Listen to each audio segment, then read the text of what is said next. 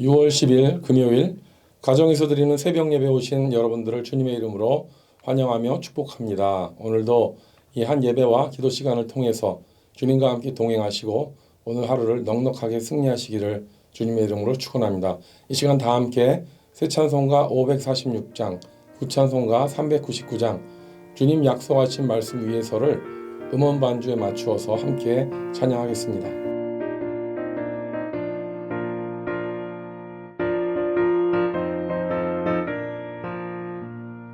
주님 약속하신 말씀 위에서 영원토록 주를 찬송하리라.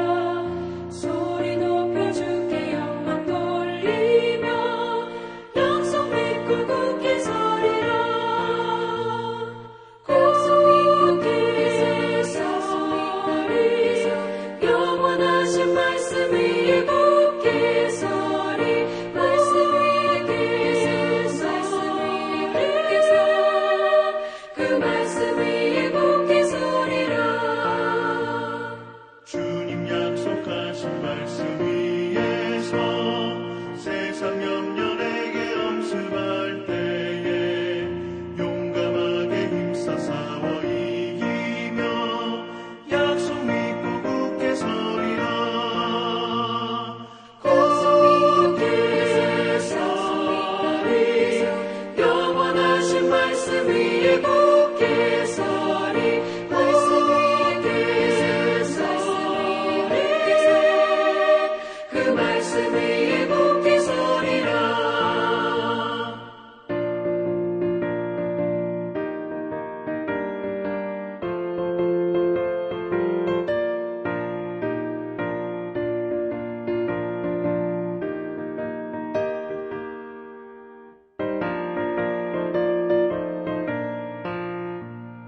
주님 약속하신 말씀 위에서 영원하신 주의 사랑을 믿고 성령으로 힘써 싸워 이기며 약속 믿고 굳게 서리라.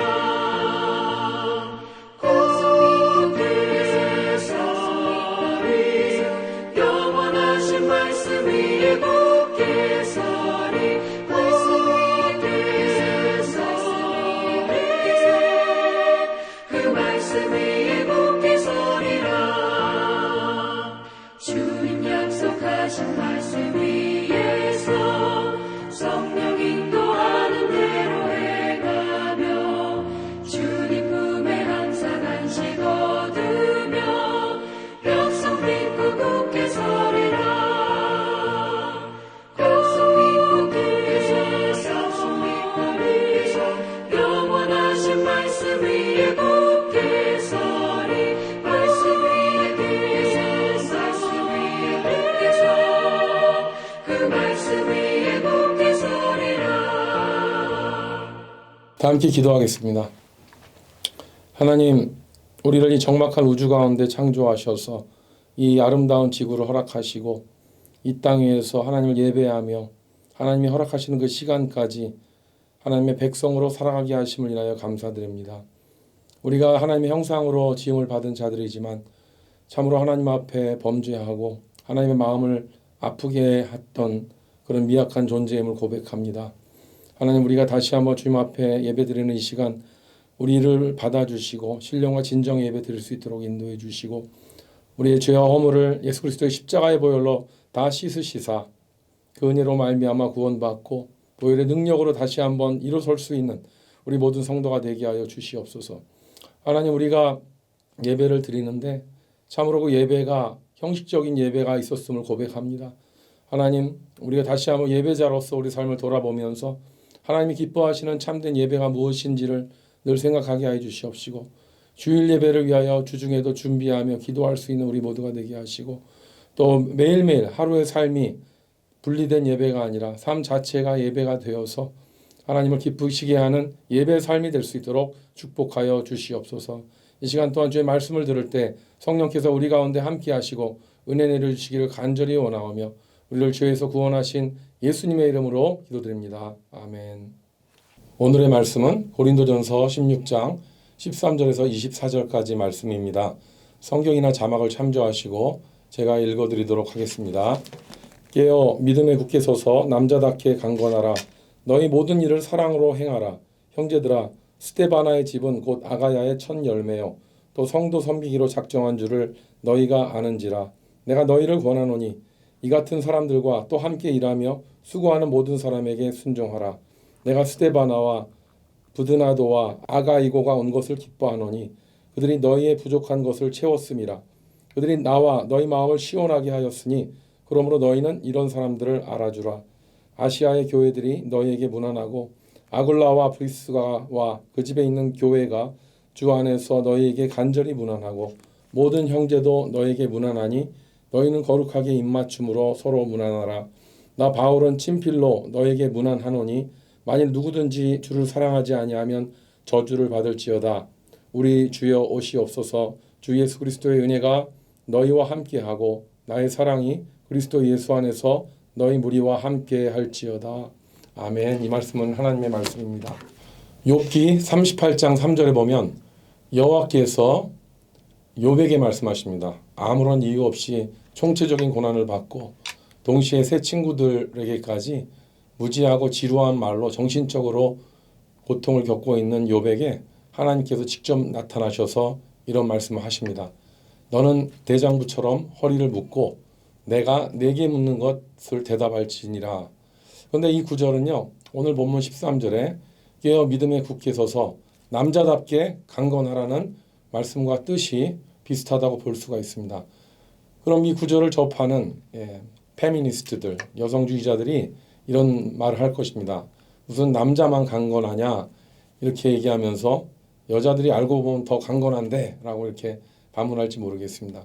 그런데 이 구절의 의미는 대장부이든 여자든 남자든 간에 13절에 나온 구절이 더 중요합니다. 14절에 보면 너희를 사랑으로 행하라. 무엇으로 행한다고 했죠? 네, 사랑으로 행하라고 했습니다. 그것도 모든 일을, 너희 모든 일을 사랑으로 행하라라고 하신 것입니다. 지금 시대에는 우리 여자들도 똑같이 노동을 하고요. 또 사회의 중요한 요직에 진출하기도 하고 전쟁에 나가서 또 여군으로 싸우기도 하는 시대입니다만 그 사도 바울이 있었던 그 당시 로마 시대의 사회 구조는 남자들이 사회 활동을 하고 여자들이 가정을 지키는 그런 구조였습니다. 그래서 그랬던 것 같습니다. 그래서 13절에 보면 깨어 굳게 서서라는 표현은 남자에게 있어서 아주 중요한 조언이 되고 있습니다. 그래서 깨라 그리고 굳게 서라는 이 남자에게 어떤 일깨움을 주냐면요. 이 단어가 남자에게 솔직하게 적용되는 부분이 있다면 깨라, 깨어 있으라 라는 이 부분에 있어서 남자들이 여자들에 비해서는 조금 약한 것 같은 느낌이 듭니다. 제가 남성주의자가 아니고요. 근데 보면은 남자들은요, 그냥 먹을 거 있고, 배고프면 화내고 그런 게 남자들이잖아요. 근데 배부르고 좀 이제 쉬고 싶고 놀고 싶어 하고 이런 기질이 남자들이 여자들보다 솔직하게 더 강한 것 같습니다. 근데 여자들은 그런 남자들을 잘 달래고 길들여 갖고 다시 일할 수 있도록 노동 욕구를 조장해주고 이렇게 하는 역할이 있지 않겠습니까? 성경에 예수님께서 이 깨어있다는 말과 관련된 비유를 말씀하실 때 결혼식을 준비하는 처녀들로 하셨던 걸 볼 수가 있습니다. 총각들로 하지 않았고요. 그래서 남자들은 깨라고 하는 그 말을 들을 때 정신을 차리게 되는 것이고 그것이 노동이든 전쟁이든 사업이든 그 무엇이든 간에 깨라라는 말씀을 듣는 순간 정신을 차리게 될 것 같습니다. 그리고 믿음 위에 굳게 서라 이 말씀 역시 강력한 동기를 보여주는 말씀인데요. 그러므로 깨어 믿음 위에 굳게 서서 남자답게 강건하라. 너희 모든 일을 사랑으로 행하라. 이 말은 우리를 계속 잠들게 하고 믿음을 버리고 세상과 그냥 타협하며 살아가게 하고 또 남들보다는 자기의 사랑으로 일관된 이 시대를 향하여 주시는 하나님의 말씀임을 볼 때에 우리는 정신을 차리고 다시 믿음 위에 굳게 서서 강건하며 모든 일을 사랑으로 행하게 되시는 저와 여러분 되시기를 주님의 이름으로 축원합니다. 그런데 성도로서 구체적으로 어떻게 이 모든 일들을 사랑으로 행할 수 있을는지 오늘 말씀에 나온 내용 세 가지를 요약해 보면 다음과 같습니다. 첫 번째로 섬김이 사랑의 본질입니다. 우리가 그렇잖아요. 아무리 말로만 사랑한다고 하면 그 사랑이 진짜일까 하는 의심을 합니다. 그렇지만 우리는 사랑한다고 하는 말을 좀 아끼더라도 그 사람이 진정한 섬김으로 대하고 있다면 그것을 우리가 사랑으로 보지 않겠습니까? 15절에 보면 형제들아 스데바나의 집은 곧 아가야의 첫 열매요 또 성도 섬기기로 작정한 줄을 너희가 아는지라 내가 너희를 권하노니 라는 이 말씀대로 고린도 교회에서 이 스데바나의 가정은요 이 섬김에 관한 한 정말 모든 사람들에게 알려졌던 모범적인 가정이었던 것 같습니다. 우리도 교회에서 이렇게 생각을 할 때 섬김의 본이 되는 가정 이렇게 누구를 떠올라 봐라 그러면은 여러분 그냥 생각나시죠? 그 집사님, 그 권사님, 그 장로님 떠오르시죠? 목사님은 안 떠오르더라도 이 섬김을 정말 잘하시는 분들이 떠오릅니다. 그래서 바울은 이런 분들에 대해서 아가야의 첫 열매다라는 그 표현을 썼는데요. 이 아가야는 고린도와 그 북쪽에 해당하는 그리스도 반도의 지역인데요. 아주 큰 지역을 지칭하기 때문에 스데바나 이분은요. 적어도 그리스에서 둘째가라면 서러울 정도로 그 교회를 최선을 다해서 섬김을 했었던 그런 가정이었던 것 같습니다. 오늘 본문에 나온 브리스가와 아굴라도 역시 유명한 사람이죠. 사도 바울을 도와서 천막을 만들면서 선교 사역을 도왔었던 정말 충성된 텐트메이커로 알려진 부부입니다.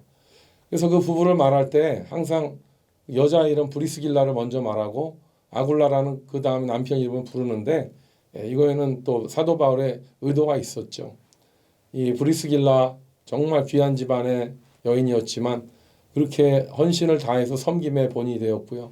또 아굴라는 어떤 노예 신분으로 또 브리스길라의 아내가 남편이 됐지만 그렇게 그 부부가 아름답게 교회를 섬기는 그런 모습에 사도 바울은 너무 큰 감동을 받았기에 이 고린도 의사에 그들의 이름을 언급하고 있는 걸 볼 수가 있습니다.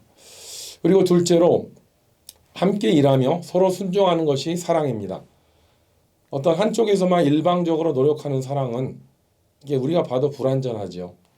우리가 한 결혼의 예를 들면 이 결혼이 잘 되려면 부부가 한쪽이 일방적으로 하는 것이 아니라 함께 부부가 노력해서 그 가정을 일궈 나가야 하듯이 정말 이렇게 함께하고 함께 애쓰는 것이 굉장히 중요한 사랑의 본질이라는 것이죠. 오늘 보면 16절, 17절에 보면 이 같은 사람들과 또 함께 일하며 수고하는 모든 사람들에게 순종하라. 내가 스데바나와 부드나도와 아가이고가 온 것을 기뻐하노니 그들이 너희 부족한 것을 채웠음이라 라는 이 말씀대로 사도 바울이 이 극찬한 충실한 성도들 스데바나와 부드나다와 아가이고는요 함께 일했다는 것이 우리가 이 본문을 통하여 알 수가 있습니다. 그런데 이들은 서로 함께 일했을 뿐만 아니라 서로 순종했다는 것이죠. 그래서 정말 이 표현이 참 아름다운 것 같습니다. 함께 일하며 수고하는 모든 사람에게 순종하라. 또 16절의 이 표현은요. 그래서 이 시대를 살아가는 우리 모든 성도들이 우리에게 적용해야 될 귀한 말씀인 것 같아요. 우리는 교회에서 함께 일하고 수고하는 사람들이 있을 때 그들을 이렇게 명령하고 지배하고 그런 조직으로 가는 것이 아니라요. 함께 일하며 수고하는 사람일수록 귀중히 여기고 그들에게 서로 순종할 수 있는 그런 아름다운 모습을 갖게 되기를 주님의 이름으로 축원합니다. 이 교회라는 조직은 인간들이 모여서 생긴 조직이기 때문에 결코 완전하지 않습니다. 함께 서로 일하고 서로 순종한 모습을 가질 때에만 세상 사람들이 볼 때 아름다운 그런 교회, 아름다운 단체가 되는 것 같습니다. 요한복음 13장 35절에 보면 너희가 서로 사랑하면 이로써 모든 사람이 너희가 내 제자인 줄 알리라 라는 말씀대로 교회는 정말 이 말씀의 부담을 가지고 살아야 됩니다. 세상 사람들의 그 눈에 볼 때 교회에 분란이 일어나고 성도들 간의 사랑이 식어지고 서로를 미워하고 대적하고 하는 이런 모습들을 본다면 누가 세상 사람들이 그 성도들을 보고 예수님의 제자라고 인정하겠습니까? 그와 반대로 서로 함께 일하면서 서로 순종하며 서로 사랑할 때 그런 교회야말로 하나님이 사용하셔서 이 시대의 빛과 소금의 역할을 감당하게 하시고 복음을 증거하게 하는 그런 놀라운 역사를 일으켜 주실 줄 믿습니다. 그래서 교회의 존재 목적은 무엇입니까? 정말 서로 사랑으로 행하라. 이것이 교회의 목적이 되는 것입니다. 그리고 세 번째로 서로 인정해주고 마음을 시원하게 해주는 것이 사랑의 본질입니다. 18절에 보면 그들이 나와 너희 마음을 시원하게 하였으니 그러므로 너희는 이런 사람들을 알아주라 라는 이 말씀대로 우리가 보편적으로 가장 좋아하는 사람이 누구입니까? 네, 그 사람은요 우리의 마음을 시원하게 해주는 사람입니다. 요즘 한국 사람들이 좋아하는 그 표현으로 이 사이다 발언 이런 말을 많이 쓰죠. 근데 그 반대말이 뭡니까? 예, 고구마 같이 식도를 확 막히게 하는 것, 이게 사이다 발언의 반대 표현이죠. 그래서 그 고구마로 먹고 꽉 막힌 것을 뻥 뚫어주는 그 사이다 역할을 한다고 해서 누군가 정말 속 시원한 말을 하고 속 시원한 행동을 하면 그 사람은 사이다 같다라는 그런 신조어가 생긴 것 같습니다. 여러분은 지금 교회 생활을 하시는데요. 여러분은 교회에서 지금 사이다 같은 존재이십니까? 아니면 고구마 같은 존재이십니까? 평소에 다른 성도들의 마음을 시원하게 해주십니까? 아니면 다른 성도나 다른 교회 모든 멤버들에게 답답한 존재로 살고 계십니까? 이것은 참 두려운 질문이 아닐 수가 없습니다. 내가 사이다 같은 사람인지 고구마 같은 사람인지 잘 모르시면요. 옆에서 제일 가까운 사람에게 한번 물어보세요. 그러면 아마 바로 얘기해 주실 것입니다. 그러면 내가 어떤 부분은 사이다 같고 어떤 부분은 고구마 같다고 충언을 해 주실 때 그거를 잘 받으셔야 됩니다. 그래서 혹시 나를 사이다는커녕 고구마같이 꽉 막힌 사람이라고 한다면요. 예, 그날부로 진짜 내 자신과 싸워야 됩니다.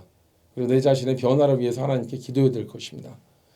오늘 우리는 18절 후반에 나온 말씀대로 우리는 또 교회 안에서 서로를 좀 인정해주고 알아줘야 됩니다. 18절의 후반에 너희는 이런 사람들을 알아주라. 누군가 열심히 수고했을 때 그 사람을 알아주고 격려해주는 것이 교회 사역에 있어서 아니 직장 생활에 있어서 이거 너무나 중요한 것입니다. 우리는 으쌰으쌰하면서 뭔가 큰 일을 마칩니다. 그런데 그것을 위해서 수고하신 분들을 격려해주고 인정해주는 것이 때로 너무 인색한 걸 볼 수가 있는데요. 우리는 그래서 칭찬해주고 알아주는 것, 격려해주는 것이 얼마나 중요한 것인가를 우리는 알아야 될 것입니다. 이 서로를 알아주는 것, 이것은 정말 그 조직의 큰 격려와 힘이 되는 것입니다.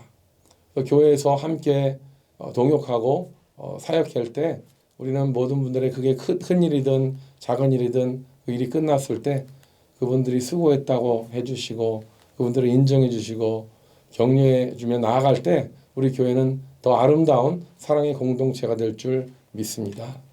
오늘 본문 19절에서 21절까지 보면은 문안 인사로 고린도전서가 마감되는 것을 보게 됩니다. 그런데 20절에 보면은 너희는 거룩하게 입맞춤으로 서로 문안하라 라는 구절이 나옵니다. 이 구절은 로마서 16장 16절에도 나오는데요. 너희가 거룩하게 입맞춤으로 서로 문안하라 이 말씀이 또 나옵니다. 근데 우리는 한국 문화적 상황으로 볼 때 이것이 좀 낯설 수가 있습니다. 당시에 그 초대교회 성도들이 모여서 예배를 마치고 헤어질 때는요. 너무 그 사랑과 은혜가 충만해서 형제는 형제들끼리 자매는 자매들끼리 볼을 비비고 또 이렇게 입맞춤을 했다고 합니다. 근데 지금과 같이 이렇게 팬데믹이 창궐한 시대에는요. 우리가 악수조차도 꺼리는 그런 상황이 되었는데요. 우리는 이럴 때일수록 손으로 못하더라도 우리의 진심 어린 눈빛으로 사랑 어린 그 마음으로 성도들의 접촉을 우리는 계속 이어가야 되는 줄 믿습니다. 이것이 바로 거룩하게 입맞춤으로 문안하라의 정신입니다. 우리는 입맞춤은 못하지만 서로 전화로, SNS로, 카톡으로 서로 격려하고요. 기도 제목을 나누고 관심을 가지고 서로 돌봐주는 것이 이 시대의 거룩한 입맞춤이 되는 것입니다. 요즘에는 정말 카톡이 있어서 뭐 장단점이 다 있다고 합니다만 빨리 기도 제목을 나눌 수 있는 것이 참 좋습니다. 그리고 여러 사람과 함께 기도할 수 있다는 것이 참 좋습니다. 우리는 이런 문명의 이 길을 통해서 서로 입맞추라는 그 정신을 잘 적용해서 활용해야 될 것입니다. 사랑하는 성도 여러분, 우리에게 주어진 시간을 우리는 때로는 무한한 것 같이 생각할지 모르겠지만 우리는 정말 아주 유한한 시간을 보내고 있습니다. 더욱이나 예수님께서는 다시 오실 것이라고 말씀하셨기 때문에 그때가 우리는 언제인지 모릅니다. 그래서 우리는 이 한정된 시간을 잘 관리해야 됩니다. 고린도전서 마지막 부분인 23절, 24절에 보면 주 예수 그리스도의 은혜가 너희와 함께하고 나의 사랑이 그리스도 예수 안에서 너희 무리와 함께 할지어다 라는 이 말씀을 우리 볼 때 이 말씀 얼마나 아름답고 정말 얼마나 힘이 되는 표현입니까? 예수님의 은혜가 우리와 함께하고 또 성도를 향한 나의 사랑이 예수 안에서 다른 성도들과 함께하기를 축원하는 이 사도 바울의 이 사랑 어린 고백은요. 그 당시 교회뿐만 아니라 이 시대를 향한 성도들을 향하여 우리에게 주시는 그 사랑의 주님의 고백이 되는 줄 믿습니다. 오늘도 우리는 24시간을 살 것입니다. 그렇지만 우리는 과연 이 24시간 중에 몇 분, 몇 시간을 성도를 사랑하고 섬기는 일에 사용하게 될 것인가요? 오늘도 기도하시면서 우리가 사랑으로 무난하실 분들, 또 우리가 병문이 필요한 분들, 격려해야 되는 분들, 용기를 불어넣어야 될 분들, 또 인정해드려야 되는 분들, 또 용서하고 양보해야 되는 분들 등등 우리는 기도하시는 가운데 오늘도 우선순위를 정하시고 오늘 모든 일을 사랑으로 행하심으로 말미암아 하나님의 축복된 통로가 되시는 저와 여러분 되시기를 주님의 이름으로 축원합니다. 우리 함께 기도하겠습니다. 하나님 아버지, 우리가 모든 일을 행함에 있어서 그 모든 일을 사랑으로 행하라고 우리에게 분부하신 그 말씀을 우리 마음판에 새기기 원합니다.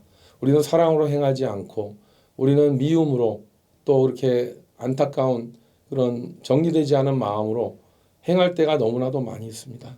하나님, 우리가 먼저 예수님의 은혜로 우리 마음이 치유받게 하시고 또 우리 주변에 사랑이 메말라서 정말 자기만 사랑함으로 말미암아 각박해지는 이런 세상 가운데서 우리 성도들이 먼저 그리스도의 사랑으로 충만하여 그 사랑으로 누구든지 덮어주며 그 사랑을 실천할 수 있는 우리 모두가 되게 하여 주시옵소서. 그러므로 말미암아 우리 교회 안에 성도들 간에 거룩한 입맞춤이 있게 하셔서 서로를 돌아보며 서로를 케어해주며 서로의 어려움들을 위하여 기도함으로 말미암아 정말 초대교회에 있었던 성도 간의 그 아름다운 그런 튼튼한 그렇게 견고한 성도의 사랑이 이 시대를 살아가는 우리 교회에도 있을 수 있도록 주여 은혜를 베풀어 주시고 우리 성도들에게 지혜를 주셔서 그 지혜롭게 사랑을 실천할 수 있는 우리 모두가 되게 하여 주시옵소서. 오늘 하루도 주님과 함께 동행하며 승리하기를 간절히 원하옵고 우리를 죄에서 구원하신 예수님의 이름으로 기도드립니다. 아멘. 예, 이제 각자 기도하는 시간입니다. 오늘도 좋은 하루 되시기 바랍니다. 화이팅입니다.